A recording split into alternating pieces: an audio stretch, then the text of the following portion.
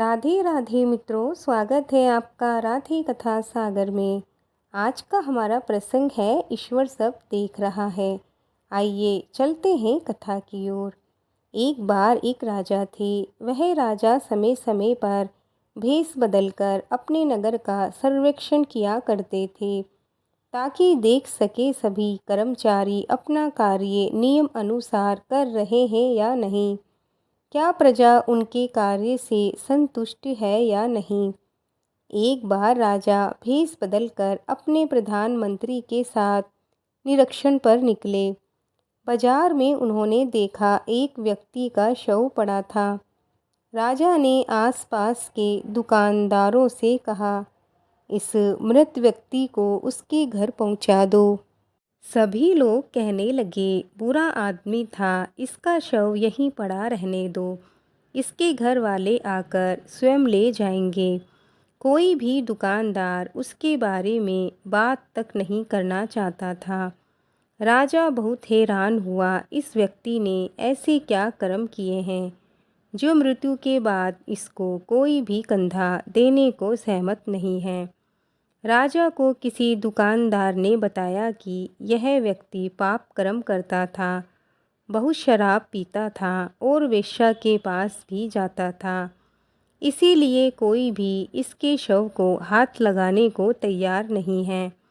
राजा को लगा, चाहे वो जैसे भी कर्म करता हो, लेकिन उसके राज्य में किसी के भी शव का ऐसा अपमान नहीं होना चाहिए।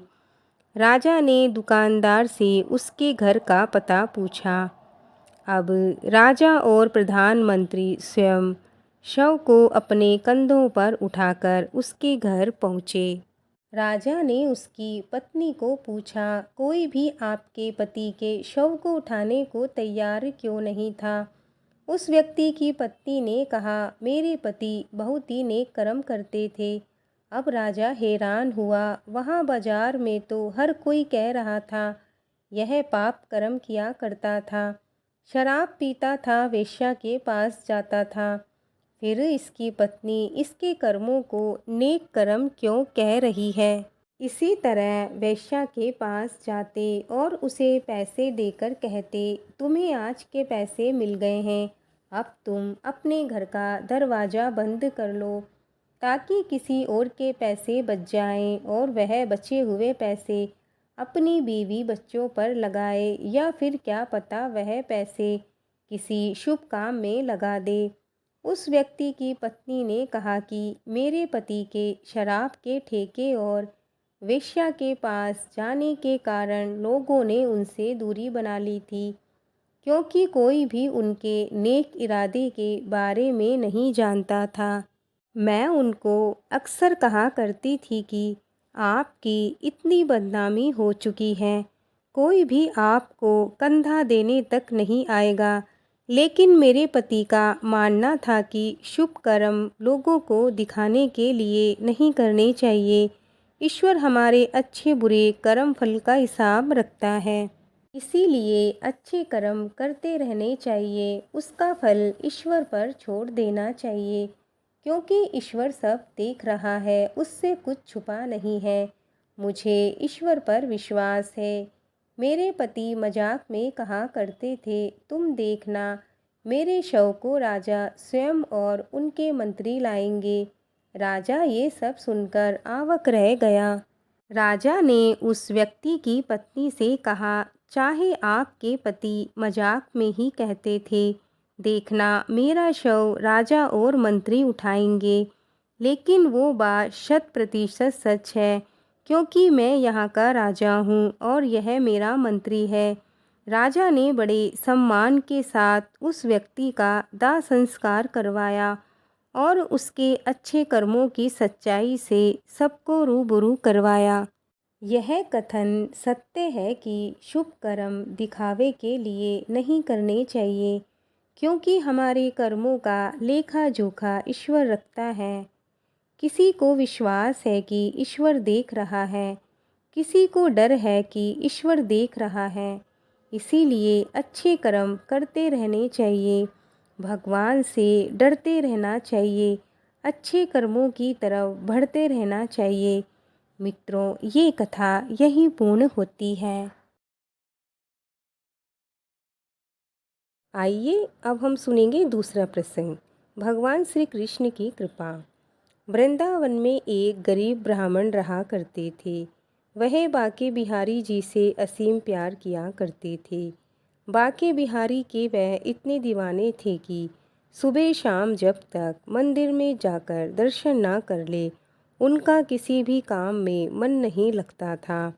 मंदिर में जब भी भंडारा होता, वह प्रमुख रूप से भाग लेते।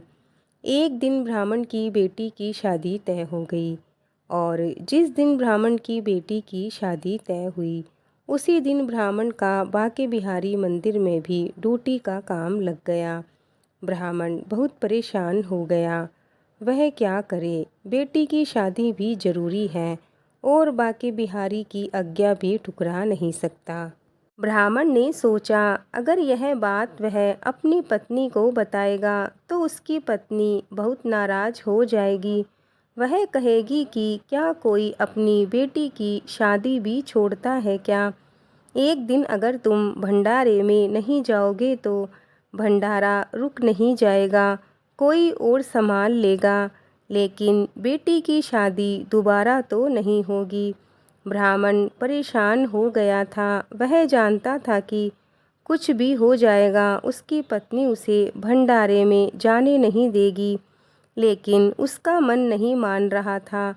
वह अपने बांके बिहारी जी से नजरें नहीं चुरा सकता था। ब्राह्मण अपनी बेटी की शादी के दिन ही अपने घर से चुपचाप समय से पहले ही मंदिर पहुंच चुका था। मंदिर में जाकर प्यार से सबको भंडारा खिलाया और शाम होते ही जल्दी से घर वापस पहुंचा, क्योंकि बेटी की शादी में पहुंचना ज़रूरी था। लेकिन ब्राह्मण को पहुंचते पहुंचते देर हो चुकी थी। बिटिया की शादी हो चुकी थी, बिटिया की विदाई भी हो चुकी थी। वह घर पहुंचा तो उसकी पत्नी उससे बोली, आओ चाय पी लो, बहुत थक गए होंगे। सोचने लगा कि घर वाले उसे डांट क्यों नहीं रहे, ना ही परिवार का कोई सदस्य उससे सवाल कर रहा है कि वो शादी में क्यों नहीं था। फिर भी पत्नी सही से उसे प्यार से बात कर रही है। ब्राह्मण ने सोचा, छोड़ो, क्या गड़े मुर्दे उखाड़ना, हो गया जो हो गया, सब प्रभु की इच्छा है। पत्नी अगर प्यार से बात कर रही है, इससे अच्छी बात क्या है। कुछ दिनों बाद बेटी की शादी में जो फोटोग्राफी हुई थी, फोटोग्राफर शादी का एल्बम घर पर दे गया। ब्राह्मण सोचा, इस शादी में मैं नहीं था, चलो एल्बम ही देख लेता हूँ, बेटी की शादी कैसी हुई थी। मगर ये क्या, वह देख रहा है कि इस शादी में हर जगह उसकी भी तस्वीर है, जो जगह जगह विवाह की जिम्मेदारियां संभाल रहे थे। ब्राह्मण फूट फूट कर रोने लगा और कहने लगा, प्रभु, तेरी ये कैसी लीला है। वह रोता हुआ बिहारी जी के मंदिर पहुंचा और उनके चरणों में गिरकर बोला, प्रभु, मैं जीवन भर तुम्हारी नियमित रूप से सेवा करूंगा। मुझे आज ये मालूम चल गया है कि आप मेरी जिम्मेदारी खुद स्वयं निभा लेते हो। प्रभु, आपकी माया अपरंपार है। आपने मेरी गैर हाजिरी में अपनी हाजिरी लगाकर मेरी जिम्मेदारी निभाई, इससे बढ़कर मेरे लिए और क्या हो सकता है। मित्रों, ये कथा यहीं पूर्ण होती है। बोलो भगवान श्री कृष्ण की जय। आपको आज की कहानियाँ कैसी लगी, हमें लाइक कमेंट करके ज़रूर बताएं। अगर आप हमारे चैनल पर नए हैं तो हमारे चैनल को सब्सक्राइब करके हमें आगे बढ़ाएं। मिलते हैं और एक नई कथा के साथ। जय श्री कृष्णा, जय श्री राधे।